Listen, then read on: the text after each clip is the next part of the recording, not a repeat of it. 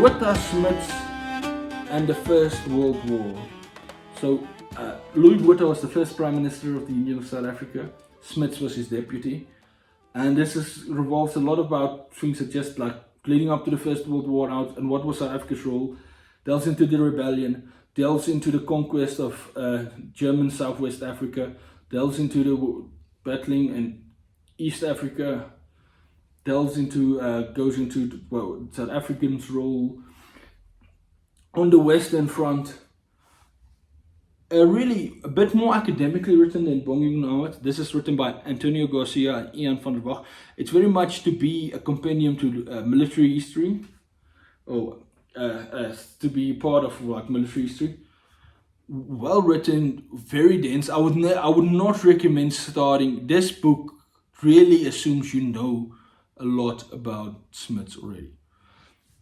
Definitely, you should at least read like in the Richard Stein's biography about John Smuts, and maybe a couple of other stuff, just because they're throwing a lot of names and they are assuming you understand. So I would not recommend this as a first one. But if you've read about Smuts in that time and you want to learn a bit more specific about the First World War, this is a great book to read. And what I also like is I've not read any book that really does.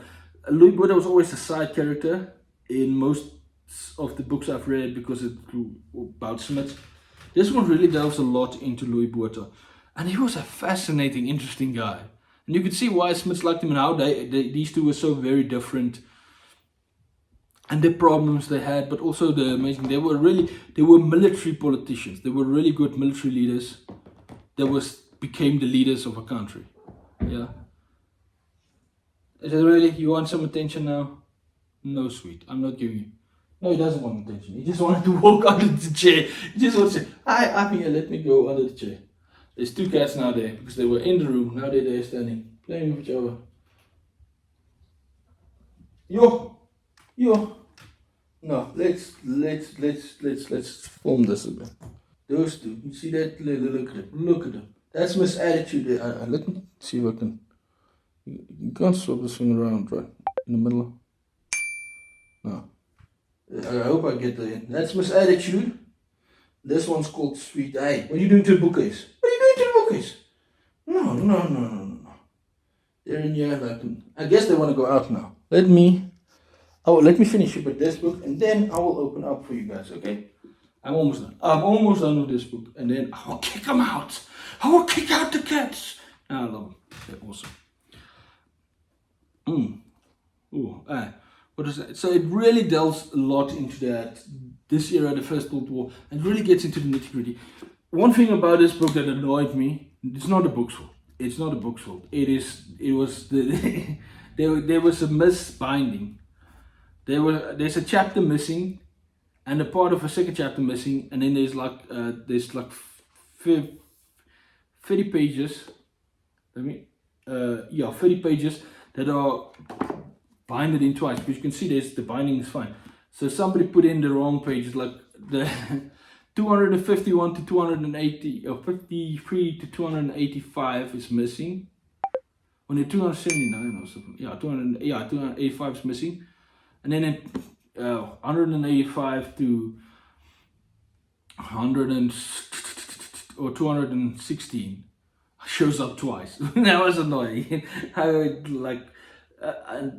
The one chapter I'm not at bad. I said that I missed it, although I would have wanted to know it. But the start of the other chapter, because it deals with how Smuts became the leader of British forces in East Africa, which I've always been fascinating and never gotten a clear answer how he became that. And then that was missing. Because it just by the time you get into where the chapter then starts, it's already where he is going to East Africa and it's already gotten the role. Yeah, but still, I did not like it as much as Under Smuts' Rule, but I did enjoy this a lot. Really well. It really fills in this First World War era well. It also fills in more about Smuts. It's like the amount of stuff you can learn about these guys insane. And then especially everything you learn about Botha. The first half of the book, Botha is the main character in many ways. And in the second half of the book, Smuts is the main character. And they kind of switch like that. Because then his role became bigger in World War I, where Louis Botha was the first part. did more. Louis Botha did more with and not necessarily did more, but was the figurehead during the rebellion, suppressing the rebellion and the conquest of German Southwest Africa, whereas Jan Smuts was the figurehead in East Africa and in representing South Africa as part of the Commonwealth or part of the British Empire during the rest of the World War, and then with the Treaty at Versailles and all of those things. Well researched. This is one of those insanely well researched. Like the amount of pages that just goes into like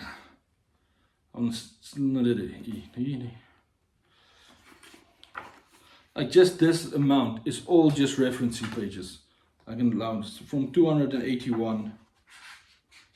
No, that's not right. Yeah, 281 to sure.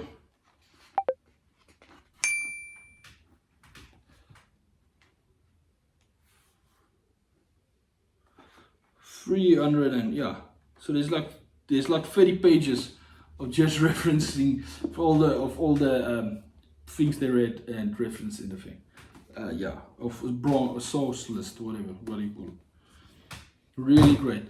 And now, done with that, let's get rid of the cats. In a good way, in a friendly way. Hey, Russell. Go sweet.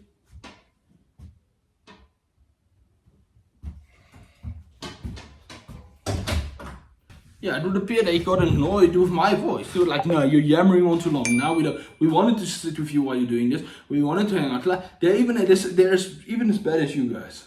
They're just like, no, why you keep going on about a non-fiction? We don't want to hear about non-fiction. We're gonna leave.